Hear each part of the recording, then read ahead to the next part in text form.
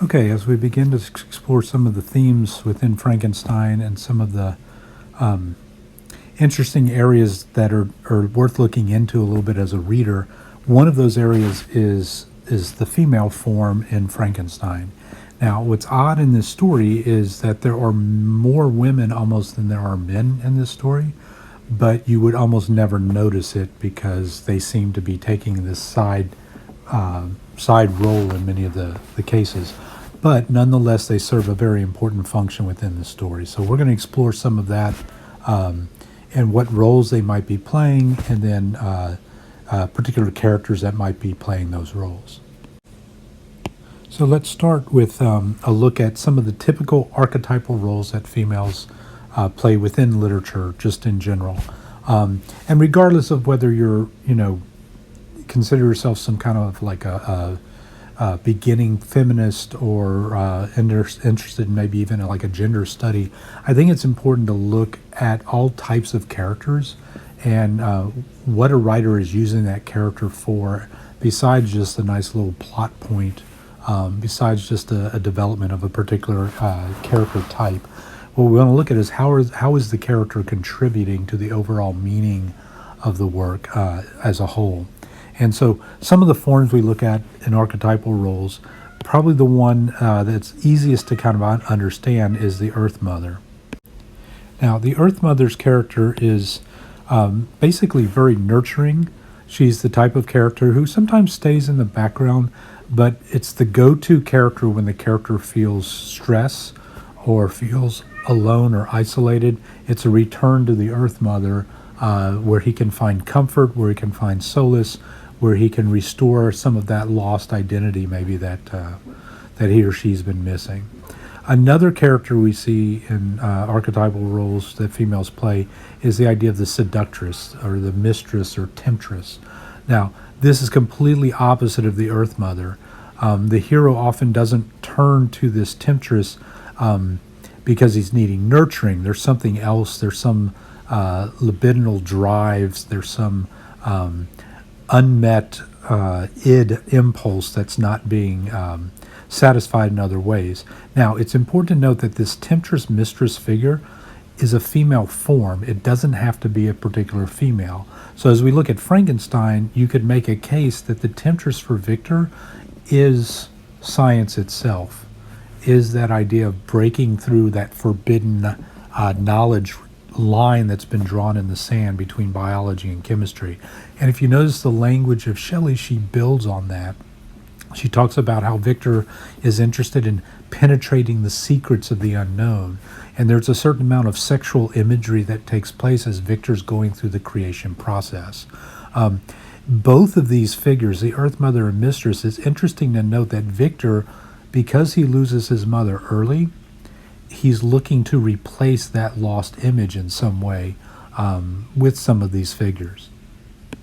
One of the more common figures you see in Frankenstein in a lot of romantic literature is the damsel in distress. This is the female who is needing rescuing. This is the female who, without that good hero coming after her, would be lost entirely. So that damsel in distress plays an important role for the hero in the story. Whether that hero turns out to be admirable or not, the damsel in distress is an opportunity for the hero to do good. It's an opportunity for the hero to stand outside of his own ego and rescue something outside of himself.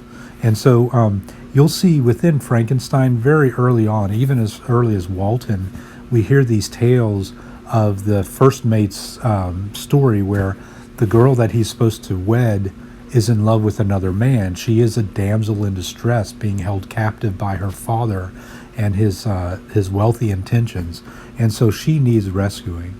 Another figure we see is the Platonic ideal. This is the woman who is, or the female figure that is beyond sex. This is the female figure that's beyond nurturing. She is almost, and I would almost put her with the dutiful partner, she is an intellectual equal to the hero. She is someone who shares a certain path. It's an ideal form. We talk about Plato's theory of forms. One of those ideas is that there's an ideal partner or match to you. You are imperfect without that other person playing that part of the key that's going to be unlocked, okay, with your potential of who and what you are. Now, the final figure we see in archetypal female roles is the dutiful partner. A little bit different than Platonic ideal. This dutiful partner may be a little mixture of the damsel in distress, an earth mother, the seductress, as well as a Platonic ideal. But the dutiful partner is the person that is tried and true and is willing to give an honest assessment to the hero and let him know or let her know exactly what they're doing right, what they're doing wrong, where they're succeeding, where they're failing. The dutiful partner is the ideal partner. This is the one that you want to marry or at least spend the rest of your life with. This is often the goal, the primary goal that the hero seeks. If he's not destroyed by his own efforts, he often will wind up with this kind of reward at the end for all of his hard labor. So exactly who are the female forms that we find in Frankenstein? Well, we have some minor ones. I mentioned before the story of the shipmates intended, I guess. We certainly start the story with Maggie Walton, Robert Walton's sister that we never meet except through Captain Walton's kind words toward her and his admiration and respect to her. We also meet Victor's mother, Caroline Buford, and we hear another damsel in distress story as she is rescued at the last minute by Victor's father, Alphonse. Certainly we get Elizabeth, who again, another damsel in distress, as well as maybe even a dutiful partner that we see. We hear the story of Sapphy, okay, the loyal servant who becomes a member of the de Lacy household and has her own tragic tale, this exotic Arab story. And she has her own exotic tale of needing to be rescued, but also serving as a strong partner, almost a Platonic ideal, you can make the case for. And then, of course, we have Justine, the dutiful servant of the Frankenstein family, who has spent her life raising the children, only to find herself accused of a murder and unable to be saved or rescued from that murder. Certainly we have the creature's mate, this female form that we never actually see being created. Victor abandons at the end. We have only the tales and the longings that we see in the creature of what this female creature could be. And finally, last but not least, is a form, a female form, we'll refer to as science. And again, this is Victor's need to unite with science and find some way to enter into science and discover the undiscoverable, to make history as being the first male to give birth to a child, which is basically what happens, and is, kind of gross too. All right, so my point in all of this is a case can be made that the women in this story are, even though they're not seen as directly affecting the action, they are definitely exerting an influence on the action. And it's because of their absence, it's because of their lack of being let into Victor's life and his story that perhaps Victor suffers as he does. So as you watch these women, I want you to watch carefully what roles are they playing. And some of them may fill multiple roles that we talked about, those archetypal roles. So look for that, and look to notice if Victor's malfunctioning relationship with these female forms is what's causing the real problem in Victor's life, is what's causing the dysfunction.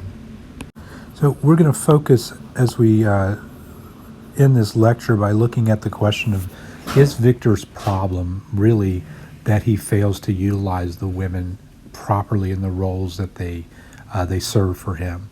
And then, is it his fault that those roles are kind of nipped or snipped or dysfunctional themselves? All right, so we're going to close by taking a look not at the archetypal roles, but some conventional roles that females often play in literature but also in real life too, and what it is that the male gains from that relationship. All right, so let's start with the adoring daughter. Okay, and this is certainly a role that we have where we have a main character, a male character, who has an offspring. That daughter's role that she fulfills, the male gain, is the notion of immortality. And often that adored little daughter, that daddy's little girl, is the ticket that the character has to live forever. Okay, it is through that little girl as she begins to grow that we see the best traits in the hero start to come out. Okay. Another role we see played is the subservient wife. This is the dutiful wife, the dutiful partner who basically accedes to everything that the husband asks. She fulfills her role, and certainly we have lots of historical examples of this. But what it gains for the male is the notion of power. Okay, the ability to control the behavior, the thinking, the thought processes of someone else. Now, that power, while it may be harmless, okay, it's still an exercise of power over another individual. And it's in some ways robbing that other individual, that wife, of what could be a better or truer identity for themselves. The third one we look at, we've seen in the archetype as well. That's the seductress or the harlot. And again, this role fulfills the male gain from that is primarily sex. But if you want to look at it, it's the id that's being fulfilled here. It's that pleasure principle that there are certain needs, certain lusts that the male form feels, and he can't get that from the daughter. He doesn't get it from the wife. He doesn't get it from the mother. Instead, he seeks an outside agent for that. And often that agent is something that he may or may not have an interest in continuing with. It may be momentary. And the final two would be the mother, again, the earth mother, that giving figure. But it's from that mother that the hero or the male will gain a sense of morality, a sense of the value system of what is just, what is good, what is necessary. And so when that figure is taken out, or when that figure is damaged, it plays a real role in damaging the hero's sense of what is right and wrong. And then finally, we have the rare instance of the confidant. This is the conventional female role where we have someone who's a true equal. Like some people, I don't like the term soulmate, but some people do.